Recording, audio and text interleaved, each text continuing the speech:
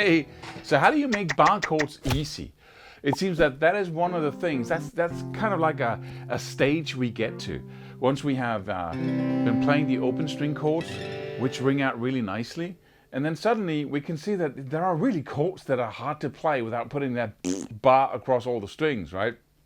And that's like, it's hard to emulate or simulate that you are now this nut up here, right? That holds all the strings down, and then you can then play a chord with the rest of your fingers, which are weaker than the first, second, and third. You shouldn't have to use the fourth finger or the pinky a lot more.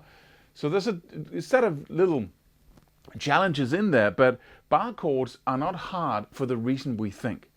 We think because the explanation we get is just take your first finger, put it across all the strings, pretend it's a nut. People don't say that, but that's basically what we think, right? And then hold down all the strings, and you can, with the clamp, right? So your hand cramps up like, yeah, right? It gets really tired really fast.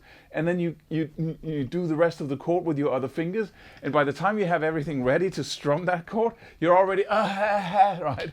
So it seems like, lifting a weight, and you really can't do it. But that's because we don't see that once you are very good at playing bar chords, and it's natural and it's easy, then what goes on is that not that I have a ton of hand strength. That's not the case. What I have, though, is a ton of precision. So really, playing a bar chord is not a matter of having hand strength. It's about having precision, because let's just take the two most normal chords to play. We take a foothold in the A, right? The A major chord and the A minor chord, or A minor 7, or the A dominant 7, or A7, right? So all the A chords, we take those and then we put our first finger on the A string, right? And we take it over there, and then we can play a D major, a D minor, a D minor 7. And please note here that already now, my bar only goes to the A string because that's my root note, right? Right there, that's the D. And I'm only touching the E string because I don't want that to sound out. See, that's precision, right? Instead of having this, and then, and also muscularly, that is, almost an impossibility to do this bar like that. But I'll get into that. Just stick with me now. This is important. So we have the A chord, and then we have the E chord. We can play an E major chord, and we can play an E minor chord, right? We can play an E minor 7, we can play E sus4, right? And so on, right? Whatever variations of the E chord as well as the A chord, you can then move with the root note on the low E string here. So everything I play with a bar in the first fret is going to be an F minor, an F major, A sus4, E, F sus4, and so on, right? E, and so on, F minor 7, right? So everything I play in the third fret, where the G is on the low E string, is going to be an E major, an A major, a B major, and so on, right? Same thing with the A string. But, so if we focus on that, if you can play these chord structures, then, and you can move them around here, you can basically play every chord in the book, right? Everything you need in order to play songs, that is. So what we then do, let's take the E first, right? So let's look at the bar. This is not the explanation, because what we actually do is the A string, if I play a G major chord up here, right? The A string is my third finger in the 5th fret. The D string, I have my 4th finger, or my pinky, in the 5th fret as well. And then I have my second finger in the 4th fret on the G string, right? So what I really need to do now is I need to bar these, right? You can do that with your first finger, but then you don't have a root note, right? So you have the two top strings here, and you have this one. Those are the notes, those are the strings and the frets you need to hold down. That's not a bar. You just basically, you fret this note first with your first finger, right? And then you have this, instead of having that, which is impossible, right? You put the tip of your finger on that root note there in the first fret on the E string. And then without, straightening out your first finger or your index finger here, I'm going to use this knuckle right here, approximately this area. This is very hard right here.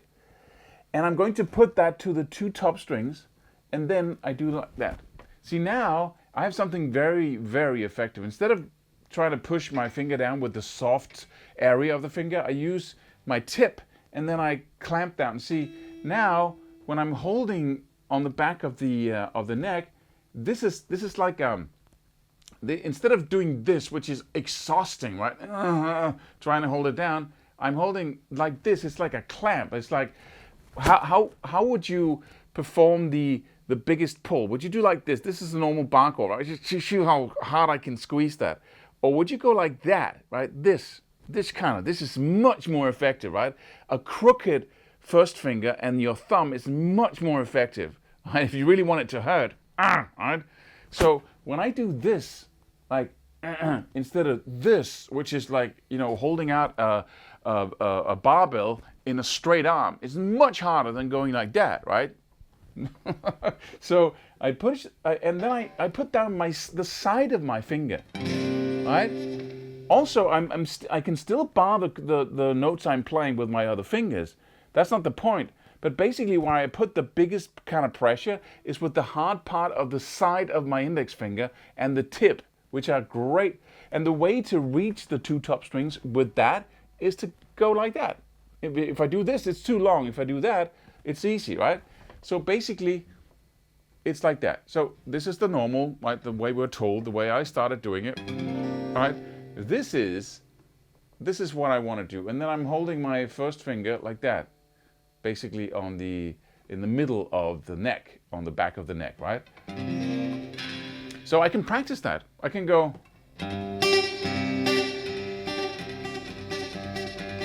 which I want you to do. I want you to go like this, free hand, put your first finger on the low E string, and then clamp the top here.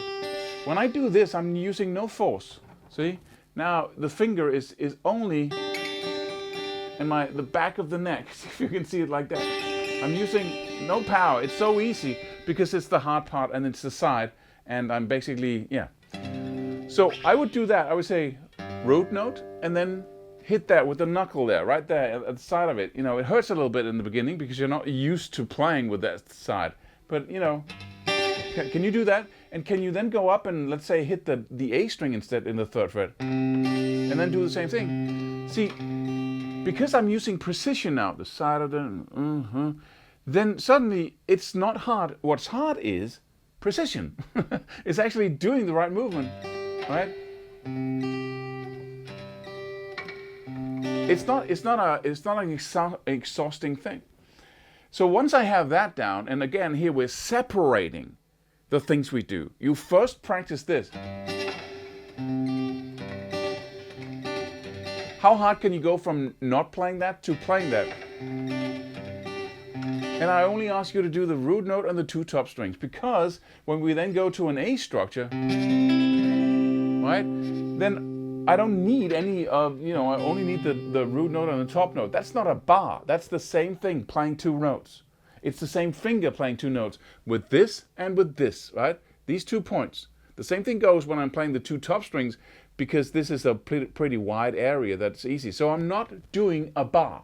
I'm not doing a bar. A bar would be across all. I'm only putting pressure to this and that, right? But that requires you to focus on precision rather than force. So relax. Do not push. Just make precision your aim instead. See if you can clamp it. Right, like this.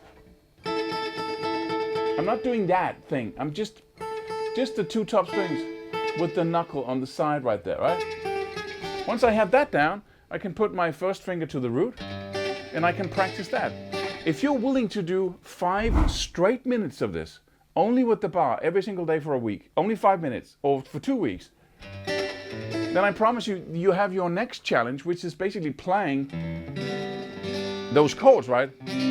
Putting your fingers to the rest, right? But if you do the finger first, then you will have a complete focus on that instead of focusing on all the fingers, all the 4 fingers you need to use and whether they're placed in just the right way. So if you do this for a week, then you can put your fingers to the fretboard. And there's another trick for you. For the rest of the time, from now on, you never ever play an A structure or an E structure, minor, major, minor 7, whatever, with your first finger. Don't do it. From now, if you really want to learn and make bar chords easy, don't use your first finger. Only use these. Because, you know, A minor, A minor 7, right? A sus4 with the 7th, right? E, sus4, E minor, right? So notice what's not doing any work. This is, right? So what you basically do is that every song you play becomes practicing bar chords. Because now you're practicing using these fingers instead, so you're holding this free. Please do this. So first rule, every single day, 5 minutes, don't do the bar, just play the top strings with the side of the finger here, and the bottom string, the bass note, with the others. When you do notes that are focused on the A string, the A chord, you put your first finger on that, and then it will naturally mute the low E string, and then clamp that top string. You do not do bar chords anymore. You only play notes, single notes, with one finger, right? If you do that for 5 minutes every day, and every song you play from now on, you use the first finger as little as possible, because then, once you combine this skill with this skill, then your bar chords are suddenly super easy, right? And remember that the more times you can practice it throughout the day, every single time you look at your guitar, just do 1 minute of practicing. I mean that, just 1 minute or 30 seconds, right? Put it in the living room instead of, you know, in the room there. Just so you can just, when you're watching TV, you can just go, right? Just sit and do that. Just nice and easy. No straining and stressing, and no clamping in, you know, no trying to, you know, hold all the strings down equally, applying equally amount of pressure to all strings, which is stupid. It is idiotic. It is moronic. Why don't people tell us things like that, right? So please practice what you want to learn. This is the end result anyway, because your brain is going to find a way to have these bar chords be easier. It's going to replace that force with precision, because that's all it thinks about all the time. Saving resources, right? Using as little resources as humanly possible to perform any task in your life. So it's going to figure it out anyway, but give it a hand, right? Stop the struggling and it's painful. It's gonna make you shy away from learning bar chords. So keep it easy. Just precision, man. Precision. Yeah, cool. Yeah, let me try that again. Let me just do it. Yeah, that's cool. Yeah, let's do A string. Yeah, this is no force. It's pretty easy, right? So slow down. Just do it 5 minutes every day, and I promise you, bar chords will be easy.